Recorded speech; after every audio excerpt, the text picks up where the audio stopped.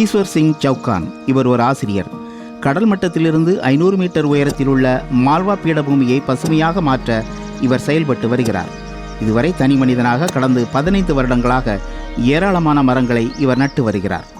ஆனால் தற்போது இவர் பின்னால் நிறைய தன்னார்வலர்கள் அணிவகுத்து வருகின்றனர். இவர் மா, கொய்யா, வாழை போன்ற பழ வகை மரங்களையும், அரச மரம், தேக்கு, வேம்பு போன்ற மரங்களையும் நட்டு கற்களாக காட்சியளிக்கும் நிலங்களை பல்லுயிர் பெருக்கத்திற்கு ஏற்ப மாற்றியிருக்கிறார். ஆனால் இந்த மரங்களை வளர்ப்பதற்கு தேவையான நீரை பெற பல மைல் தூரம் நடக்க வேண்டியுள்ளது. இங்க கிட்டத்தட்ட 7000 மரங்கள் இருக்கு. ஒவ்வொரு மரமும் எனக்கு குழந்தை மாதிரி தான். ஒரு சின்ன செடி பட்டு போனா கூட மனசு கேட்காது. உடனே எப்படியாவது தண்ணி ஊற்றி காப்பாத்திடுவேன். அது திரும்பவும் துளிர் விட்டு வளர்றதை பார்க்கும்போது அவ்வளவு சந்தோஷமா இருக்கும்.